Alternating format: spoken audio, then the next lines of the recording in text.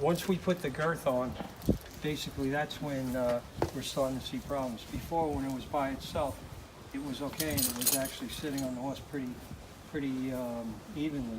But as soon as we put the girth on, it started to come up in the back. And basically, I can lift the back of the saddle up. So therefore, what will happen is when you're riding, it'll be tipping forward, and then the trot of the base, basically the back will be bouncing, and then when you go to canter, you'll push it down, and it'll probably come forward, so it'll wind up going forward on the horse's back. Why does that happen? Why does that happen when you put the girth on? What makes it? Because it basically it's not the right fit. So as soon as you put the girth on, and then it pulls the saddle down on the horse, it basically is pulling more in the front than it is in the back, and so therefore the front has to be adjusted. So the front would have to actually be adjusted accordingly to fit the horse. Yeah, to fit the horse. So when we get the saddles in from Germany, they don't put a lot of flocking in them, and then we actually flock them to fit the horses. Okay. But regardless, if you had your saddle, this is some of the stuff that you're going to see with it. So if you were to have your saddle like that, when you pull down on it, it comes up in the back. It's basically, you need to actually raise up the front, so the front actually has to come up. So with this type of horse, he has, let me take it off for a second. Oops. You cut in there for a second, Johnny? So with this horse, he's super wide in here and basically pretty flat. And so the problem is that this has to be dealt with so that it basically is not very much pressure at the top, but more or less pressure equally down the sides. So when you put the saddle on, if you run your hand down the thing, it should have equal pressure. So it's actually, there isn't as much pressure here as there is up here. So basically we just lift it like here, and then it would hold it up in the front, and it basically wouldn't cause the same problem. So you just have to kind of feel around the shoulder, and you want to keep the same pressure from all the way down the paddle. Is that something, Marty, that people can try with their own saddles? Yeah, sure, of Like course. when they have one that they already ride in? Yeah, if you run your hand down the front of it, it should have equal pressure from the top of the paddle all the way down. And if it doesn't, then that's where some of the problems are. So sometimes you can pad it out, and other than that, you have to get somebody to actually fit your saddle, or you would actually change the front of it. I got another question back here. What is it? What about with this horse being wide down at the base of the withers? What happens in the gullet for that horse? Well, that's another really good question, and that's an actual really good point. So part of the problem is on the width of the gullet. So there's a lot to be said about that. The gullet is right in here.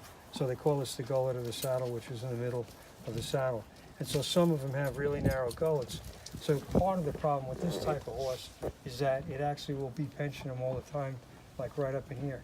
And it would be not enough to, it doesn't really show up as a soreness, other than it just annoys the horse to pieces. So you'd have spinning tails, flicking ears, and stuff like that, and you would just not be a happy guy, because basically it would be like he's being pinched in here. But it's hard to show that.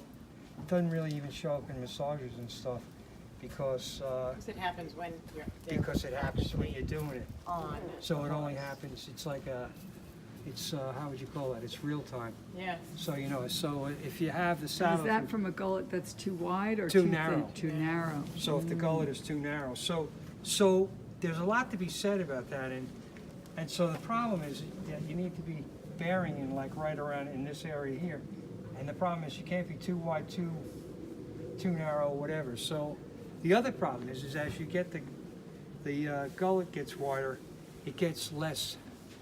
The twist becomes wider because you're sitting on the panels. So the problem is, how do you get a saddle to be narrow and yet be wide enough on the twist? So that's part of the problem there too. Well, let's look at her saddle, her actual saddle, now that Perfect. you've tried one on. Yeah, I am. Go. Yes. Okay, so this is actually the saddle that is for this horse.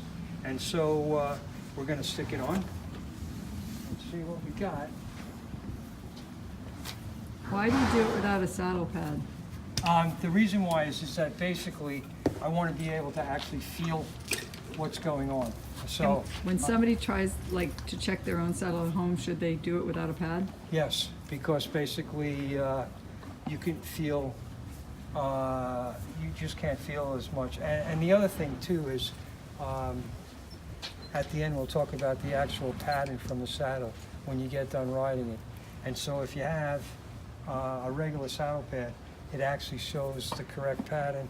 If you put like a fleecy or something else on it, it basically blurs the pattern a little more. I was So- gonna ask that, like, if the saddle fits all fitted properly without a saddle pad, now it shouldn't change then no matter what kind of saddle pad you actually use underneath?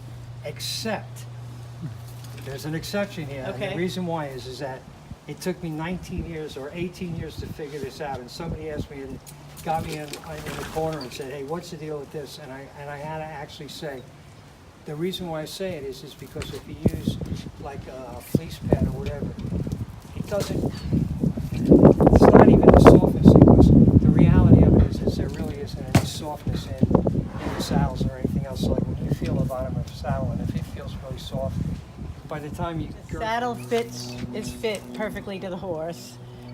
Does it matter what kind of saddle pad you use? Or should it be just fine no matter what kind of saddle pad you use? Well, the thing with it is that when you have an extra thick saddle pad, like a fleece pad or something like that, the problem is that in the back it's only one layer, but when you come into the front, it's actually on both sides of the horse, so it becomes like almost 2 layers. So it actually raises the front a little bit more than the back. Okay. And so, yeah, it's kind of interesting how it works. So you're actually raising the front twice as much as you are on the back. And so, so basically, and it also, like I said, it's the horses like it and everything because it kind of just it kind of spreads everything out. But the reality of it is once you girth it and sit in it, it's very rarely that there's anything soft about it because basically anything you have is going to compress. Okay. So it's like if you took one of those pads and you sat on a hard bench and you put the pad between your hand and your butt, believe me, you wouldn't think it was that soft, you know? Yeah. And so that's actually the same thing with the horse. So it's everybody wants everything soft for the horse, but the reality of it is when you tighten everything down and put weight in it, the So it's softness better to kind have of goes away. a good fitting saddle So it's than a soft way better to saddle have pad. a good fitting saddle. And the other problem again is that we talked about that before. It's actually the gullet.